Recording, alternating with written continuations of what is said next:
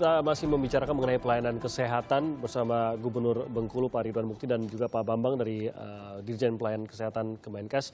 Tadi saya katakan kita ingin bahwa pada saat rakyat mendapatkan pelayanan kesehatan, khususnya di sini dari RSUD, begitu Pak.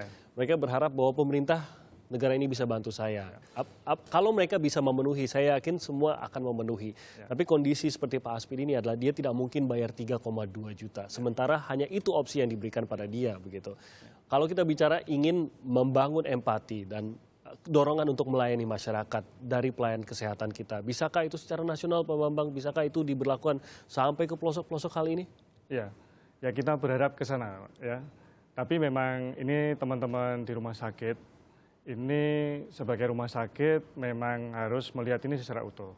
Rumah sakit kinerja yang dinilai sebetulnya bukan hanya keuangan saja, tetapi juga kinerja pelayanan itu harus menjadi bagian dari goal rumah sakit ini. Itu berjalan tidak? Atau sejauh ini memang keuangan kembali lagi menjadi tolak ukur ya? Berjalan ya. Jadi maka standar-standar itu harus diterapkan.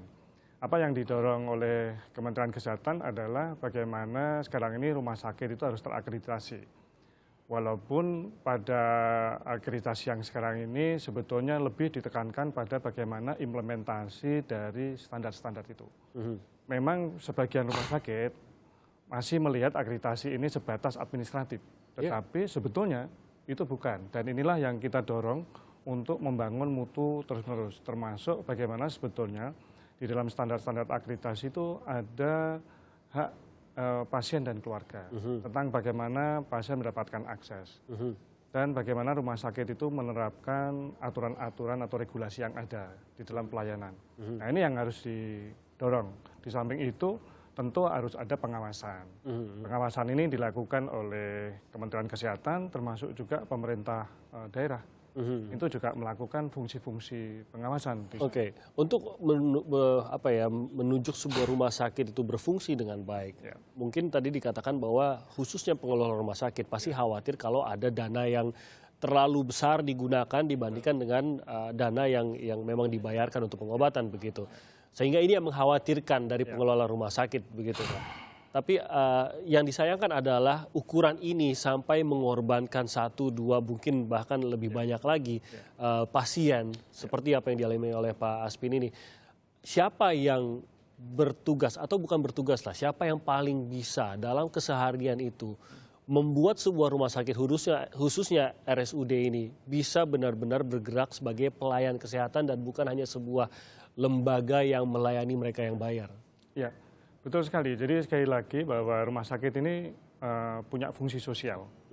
Ya, di situ tadi sekali lagi disebutkan di dalam undang-undang rumah sakit.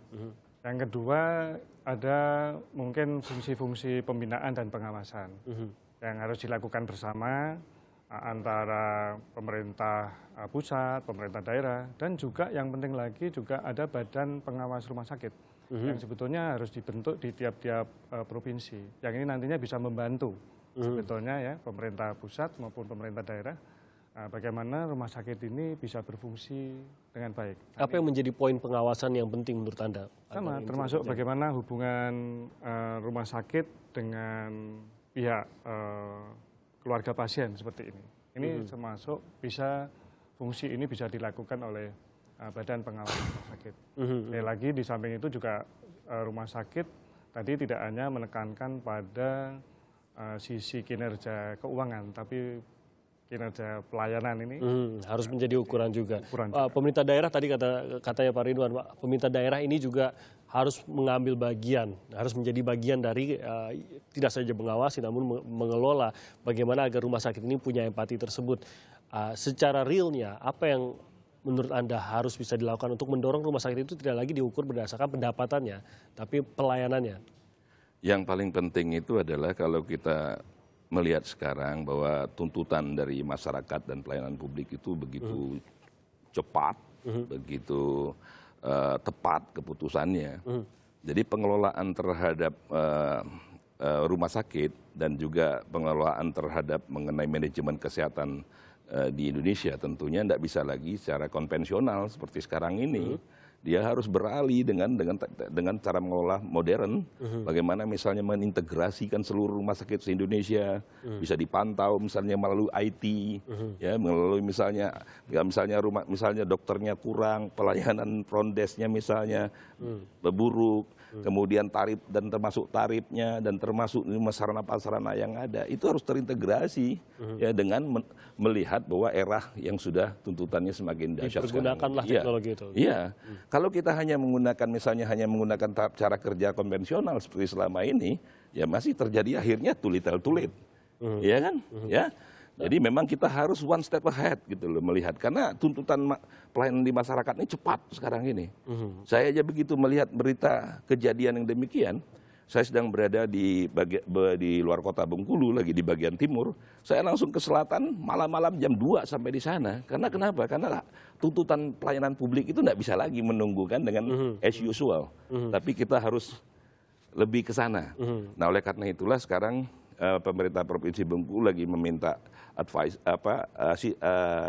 supervisi dari BPPT dan juga kita minta dari KPK, dari Korsubga KPK, bagaimana kita bisa untuk melakukan IT ya untuk seluruh misalnya mengintegrasi seluruh rumah sakit yang ada di daerah ya di daerah, kemudian dengan puskesmasnya, jadi kita bisa melihat apa sarana prasarana kita nggak ada, bagaimana dokter kita, bagaimana apakah dokter itu disiplin. Dan ini bisa menjamin pelayanan kesehatan lebih baik bagi warga miskin khususnya di Bengkulu? Ya kalau kita melihat rumah sakit internasional yang ada sekarang misalnya seperti Siloam, rumah sakit swasta dan apa, mereka sudah IT semua. Ya kan, sementara kita masih dengan aturan. Tapi tidak malah membuat lebih mahal lagi pelayanan kesehatan ya Pak? Saya rasa ya, kita nggak boleh fobia dengan teknologi. Oke. Yeah. Pak Ridwan, terima kasih banyak. Gubernur Bengkulu sudah hadir di Sapa Indonesia Pagi. Pak Bambang Wibowo juga terima kasih sudah hadir di Sapa Indonesia Pagi hari ini. Semoga memang kita tidak melihat lagi kasus seperti apa yang terjadi kepada keluarga Pak Aspin ini. Kita juga menyatakan turut berbelasungkawa atas apa yang dialami. Tapi ini paling tidak menjadi pembelajaran bagi kita. Bahwa memang harus ada empati dan memang pelayanan tersebut sudah masuk ke dalam kewajiban dari pelayanan kesehatan kita.